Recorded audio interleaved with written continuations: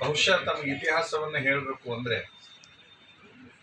ರಜತ್ ಅವರು ಹುಟ್ಟಿದಂತ ಸಂದರ್ಭದಲ್ಲಿ ಅವ್ರನ್ನು ತೊಟ್ಟಲದಲ್ಲಿ ಹಾಕುವಾಗ ನಮ್ಮ ಹಿಂದಿನ ಗುರುಗಳು ಬಂದು ಈಗೇನು ನಮ್ಮ ಧಾರವಾಡ ಜಿಲ್ಲೆಯ ಯುವ ನಾಯಕರು ಜನಪ್ರಿಯ ನಾಯಕರು ಅಂತ ಅನಿಸಿಕೊಂಡ ರಜತ್ ಉಳ್ಳಾಗಡ್ಡಿ ಬಿಟ್ಟರು.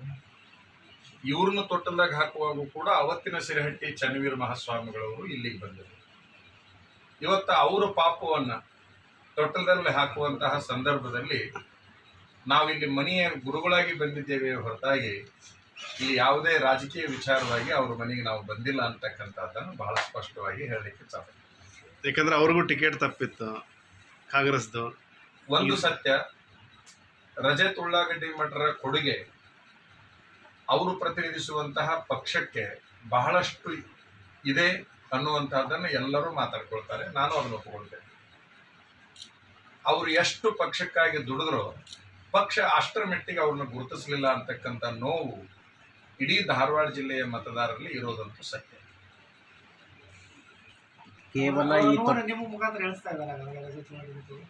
ಹಂಗ ಕಾರ್ಯಕ್ರಮಕ್ಕೆ ಬಂದಾಗ ನೀವು ಆ ಪ್ರಶ್ನೆ ಕೇಳಿದಾಗ ಉತ್ತರ ಹೇಳಲಿಲ್ಲ ಅಂತಂದ್ರೆ ಎಲ್ಲೋ ಅದು ದ್ರೋಹ ಮಾಡಿದಂಗೆ ಆಗುತ್ತೆ ಅಂತಕ್ಕಂಥದ್ದು. ನಾನು ಬಂದಿರುವಂತ ಕಾರಣವನ್ನು ಹೇಳಿದ್ದೇನೆ.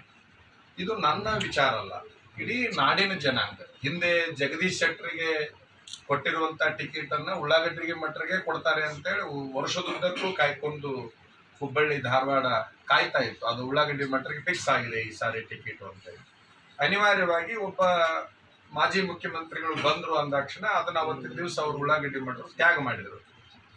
ಆ ತ್ಯಾಗಕ್ಕೆ ಮುಂದೆ ಬೆಲೆ ಸಿಗುತ್ತೆ ಅಂತಕ್ಕಂತಹ ಭಾವನೆ ನಾಡಿನ ಜನರಲ್ಲಿ ಇತ್ತು. ಮತ್ತು ರಾಜ್ಯ ಮಟ್ಟದ ದೊಡ್ಡ ನಾಯಕರು ಕೂಡ ನಮ್ಮ ಶ್ರದ್ಧಾವಂತ ಕಾರ್ಯಕರ್ತನಿಗೆ ಅನ್ಯಾಯವನ್ನು ಮಾಡಿ ನಾವು ಬೇರೆಯವರಿಗೆ ಟಿಕೆಟ್ ಕೊಟ್ವಿ, ಅದರ ದುಃಖವನ್ನು ಅನುಭವಿಸಿದ್ದೀವಿ, ಇವು ಮುಂದೆ ಅವ್ರನ್ನ ನಾವು ಗುರುತಿಸ್ತೀವಿ ಅಂತೇಳಿ ನಾಯಕರೇ ಹೇಳಿದ್ರು. ಎಲ್ಲೋ ಒಂದು ಕಡೆ ಗುರುತಿಸ್ತಾರೆ ಅಂತಕ್ಕಂಥ ಭಾವನೆ ಇತ್ತು. ಅಲ್ಲೂ ಕೂಡ ಅವ್ರ ಅವಕಾಶ ವಂಚಿತರಾದರು ಅಂತಕ್ಕಂಥದ್ದು ಇದು ಇಡೀ ನಾಡಿನ ಜನರ ಅಭಿಪ್ರಾಯ.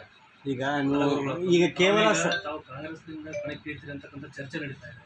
ಇದರ ಬೆನ್ನಲ್ಲೇ ಏಕಾಏಕಿ ಇವತ್ತು ದಿಢೀರಂತ ತಾವು ಭೇಟಿ ನೀಡಿರೋದು ಸಾಕಷ್ಟು ಕುತೂಹಲ ಮೂಡಿಸಿದೆ. ಈಗ ದಿನಕ್ಕೊಂದ್ಸಾರಿ ತೊಟ್ಟಲದಲ್ಲಿ ಹಾಕೋ ಕಾರ್ಯಕ್ರಮ ಆಗಿದ್ರೆ ಚುನಾವಣೆ ಮುಗಿದ ಮೇಲೆ ಬರ್ತಿದ್ವಿ ನಾವು. ಇವತ್ತೇ ಅವ್ರ ಪಾಪವನ್ನ ಕರ್ಕೊಂಡು ಬಂದಿರೋದ್ರಿಂದ ನಾವು ಬಂದಿವಿ ಹೊರತಾಗಿ ದಿಢೀರ್ ಭೇಟಿ ಅಲ್ಲ, ಪೂರ್ವ ನಿಯೋಜಿತ ಭೇಟಿ ಅಂತಕ್ಕಂಥದ್ದನ್ನ ಆಮಂತ್ರಣದ ಮೇರೆಗೆ ಬಂದಿವಿ ಅನ್ನುವಂಥದ್ದನ್ನ ಹೇಳ್ಬೋದು. ಈಗ ನೀವು ಕೇವಲ ಸ್ವಾಮೀಜಿಗಳಂದ್ರೆ ಈಗ ರಾಜಕಾರಣಿಗಳು